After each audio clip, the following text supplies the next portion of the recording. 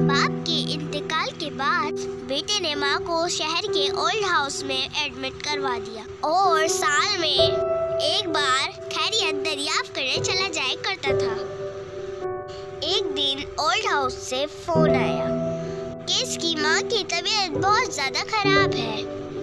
जब वो वहाँ पहुँचा तो माँ की आखिरी सांसें चल रही थी। इसने माँ से पूछा, माँ मैं तेरे लिए क्या कर सकता हूँ? माँ बोली, बेटा इस ओल्ड हाउस में नए पंखे लगवा दो क्योंकि यहाँ के पंखे अक्सर खराब रहते हैं। बेटा हैरान होकर बोला, माँ तू तो यहाँ इतने साल से थी, अब आखिरी वक्त पे ये फरमाइश क्यों? बेटा मैंने तो जैसे तैसे वक्त गुजार लिया।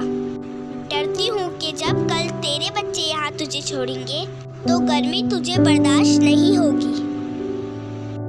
ये सुनकर बेटा बहुत रोया। काश मैं ये फैसला ना करता, लेकिन पछताने का कोई फायदा नहीं था क्योंकि बहुत देर हो चुकी थी और उसकी माँ बहुत दूर जा चुकी थी।